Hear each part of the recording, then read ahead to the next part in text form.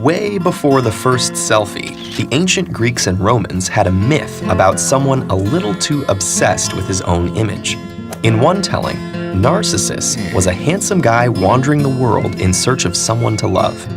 After rejecting a nymph named Echo, he caught a glimpse of his own reflection in a river and fell in love with it. Unable to tear himself away, Narcissus drowned. A flower marked the spot where he died, and we call that flower the narcissus. The myth captures the basic idea of narcissism, elevated and sometimes detrimental self-involvement. But it's not just a personality type that shows up in advice columns. It's actually a set of traits classified and studied by psychologists. The psychological definition of narcissism is an inflated, grandiose self-image. To varying degrees, narcissists think they're better looking, smarter, and more important than other people, and that they deserve special treatment. Psychologists recognize two forms of narcissism as a personality trait: grandiose and vulnerable narcissism.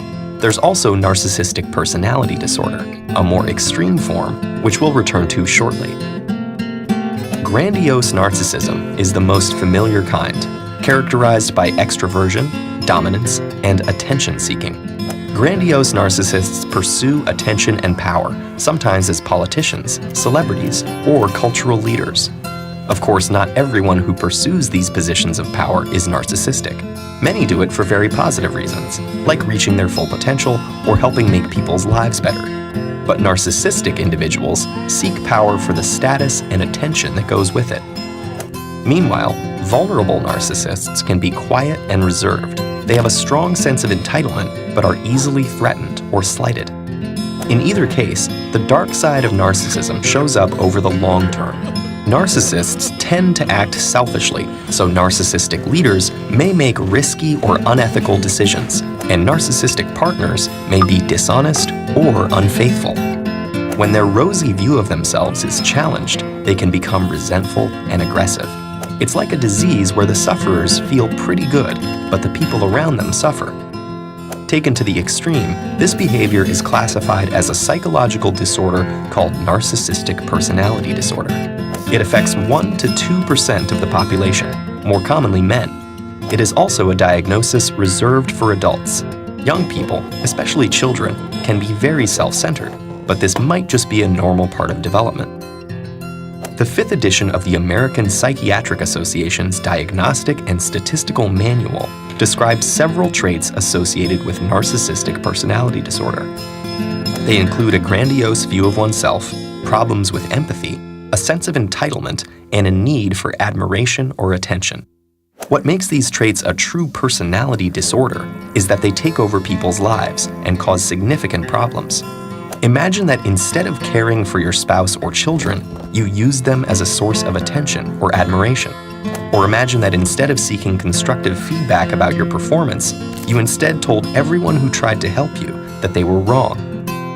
So what causes narcissism? Twin studies show a strong genetic component, although we don't know which genes are involved. But environment matters too.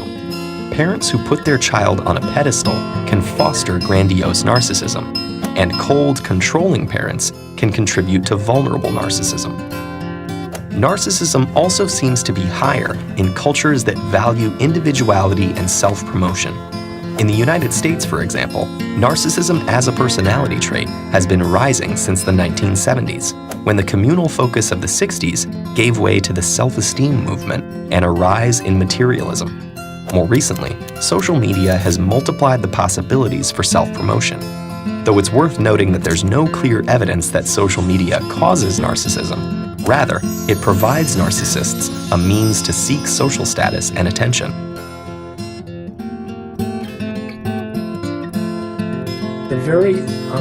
The very foundation of anyone who has self-love deficit disorder or codependency, they have experienced attachment trauma.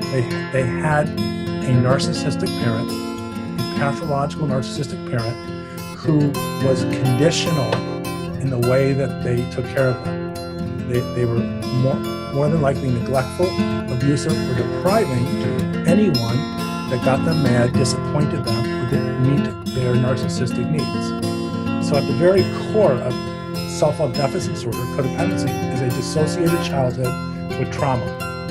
And most SLDs, codependents, they don't remember this. It's unconscious, it's disassociated, it's repressed. From attachment trauma comes core shame. And this is, I would say, 50-50 conscious.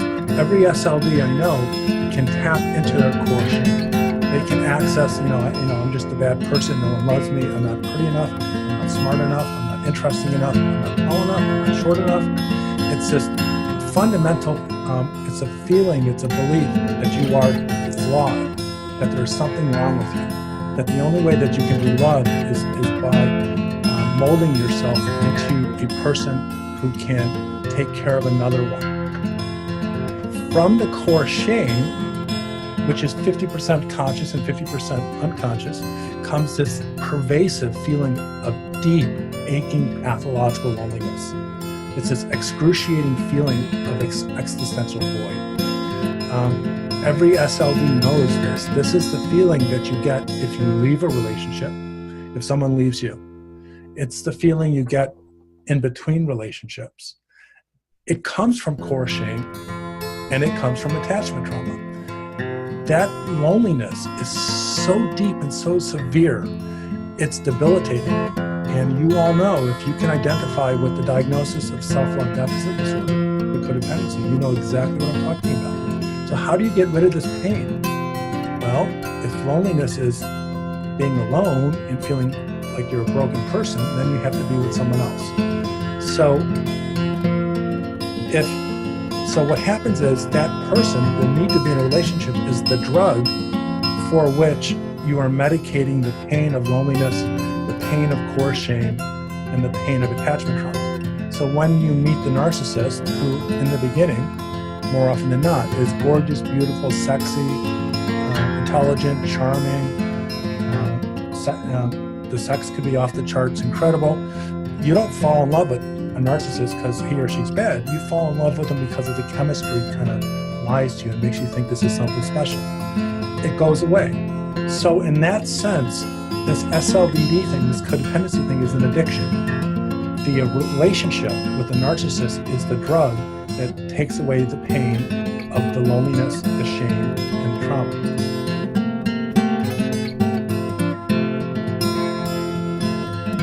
Most of these, if you notice, many or most of these are present in your relationship, that you are being emotionally abused, and something needs to be done about that. So our first sign is that this person pushes your boundaries, doesn't accept no, or doesn't listen to you and just bulldozes over all your needs.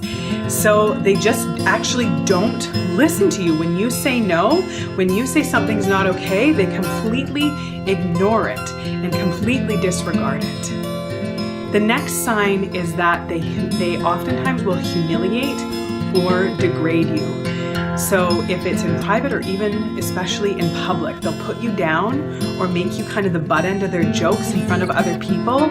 Or if you say something about it, you say, hey, that's not very nice, or I didn't like that, they'll kind of make a joke and make you look stupid again and say, oh my gosh, you're so sensitive. Why do you take everything so seriously? Like, learn to take a joke, it's no big deal, and will make you feel like you're wrong for having your feelings. The next sign is that they will oftentimes, if they're upset, they'll give you the silent treatment, or they'll kind of just really shut you out or stonewall you to punish you.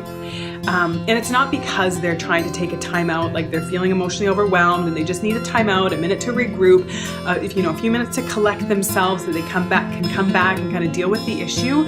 They're doing it to punish you and have power over you. That in a way they're removing their love in order to punish you, basically saying, if you upset me, or if you cross me, or if you do anything that I don't like, I am going to take away my love, and I am going to remove myself, and I'm going to punish you. I'm going to make you pay for ever doing anything to hurt or upset me. That they don't really actually address the issue. They punish you for it. The next one is that they are really passive aggressive. And passive aggressiveness, I have a whole other video on this, so I'll link to it. But passive aggressiveness is otherwise known as covert aggression. So it's when they're being actually aggressive with you, but they're doing it in kind of sneaky or kind of backdoor ways. That they're not explicitly saying something that they're upset about or something that they're not okay with or something that's bothered them. They're using things like sarcasm or like underhanded put downs or gaslighting. So they're kind of like making you, like manipulating your emotional state by kind of saying something. And then if you're like, oh, like, is everything okay, or is something wrong? And you can kind of feel that something's off, and they're like, oh no, everything's fine, everything's great. You know, no, everything, there's no problem. So they're not really addressing it, or they're just making sort of underhanded digs at you. They're making these underhanded remarks that are really cutting. But if you ever address it with them, if you ever bring it up with them, they're like, oh no, that's not what I meant. Oh no, you took that the wrong way. Or oh no, I'm just joking. It's just a joke. And so you almost feel kind of crazy for having your feelings. You almost feel like you're crazy for being offended by something, for being hurt by something, because they won't own up to it. They're just sort of making these passive aggressive comments or acting in really passive aggressive ways. And again, I have a whole video about that where I go into detail about it. But if someone is doing that a lot, if they're doing that often, and if they're doing it in really hurtful ways, then that is a sign of emotional abuse. The next one is that they will oftentimes be really inconsistent and say one thing, but then do another. So they'll agree to do something. Maybe you guys will have an agreement that they'll agree to do something, or you'll talk something out and you'll come to a resolution, you'll come to an agreement, and everything seems fine. But then when it comes down to it, they won't do that thing at all. And then completely ignore the conversation that you had, completely ignore your needs, or even just deny that they agreed to it in the first place.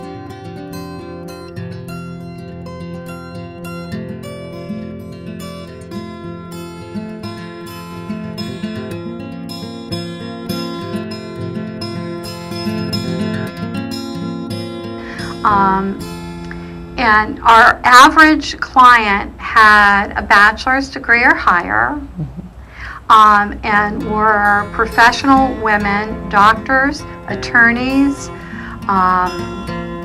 you know, every walk of life, super professional, and yet, and in their jobs did such a great job. And then there's this subsector, this thing going on in their relationships in which they might be super astute in their career, and in the interpersonal part of that, they were drawn into a relationship, you know, with a psychopath. And so when you look at that on the surface, you think, how can that be?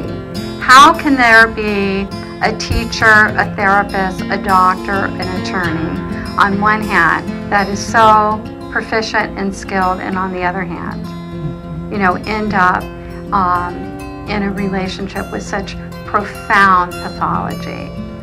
And when I went to research that, there was no research. There was absolutely none. There was all this research on women, for instance, in domestic violence. Sort of the profile of that did not fit the profile of the women that we were seeing. Take that as a snapshot. You begin to look at someone that has high empathy, high tolerance, high relationship, high trust, high, you know, this is like a cocktail of personality for inevitable harm. And then you take, you know, a low conscienced partner who looks for people who has these kinds of traits, and you have these relationships of inevitable harm.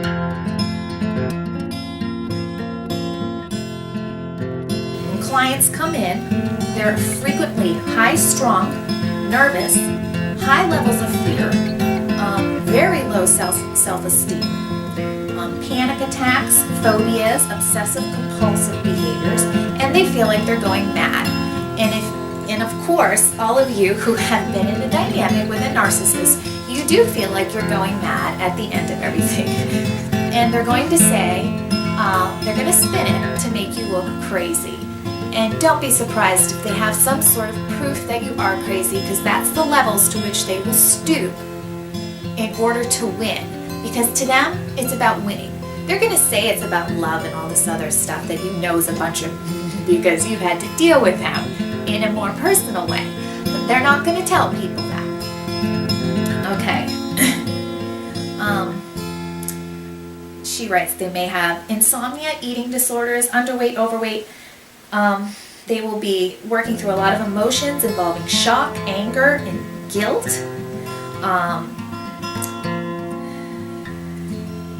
They will disassociate. One thing also that will happen to victims of narcissistic abuse is they will try to protect their abuser often, at least initially, until they're set free. They will be protecting their abuser. It's called Stockholm Syndrome.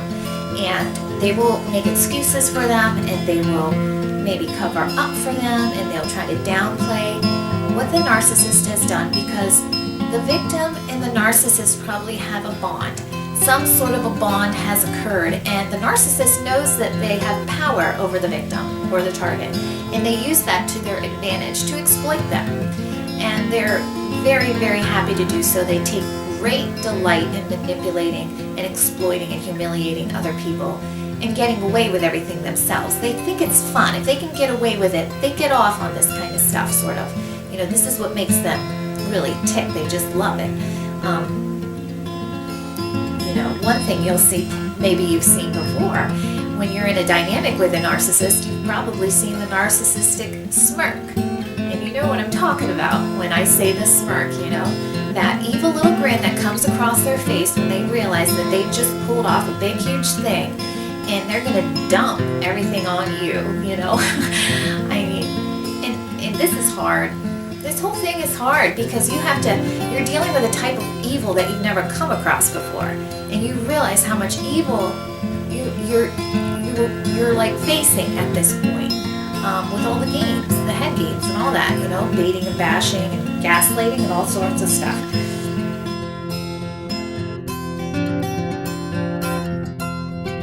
Because psychopathy is our #1 public health risk. You know, it's not STDs, you know, it's not AIDS. It's people without a conscience, and they destroy, you know, millions of lives, of productive lives, of children's lives, and impact every part of our society. It impacts not only relationally, but it impacts our legal system, our criminal system, our social service system. It impacts every part of our lives. It is a public health crisis. So believe in yourself and recognize that you do have power, right? Because the old victim mentality is to be stuck in the helplessness and the powerlessness and thinking that you don't have power, that there is no other choice, that there's nothing you can do about it, and you just have to sit around and waiting for that one person to love you. That's not it. That's going to keep you stuck in that victim spiral, right? You got to realize you got to do it for you. You got to believe in yourself. You got to stand up. You got to recognize you have a choice to enter that dance or not, and forgive yourself for the past, for not seeing it. You didn't know better, right? But now you know better. And now you can see your childhood and recognize that what happened to you was messed up, and that was really unfair. It really was, and it did really set you back in your life, but it was for a bigger reason.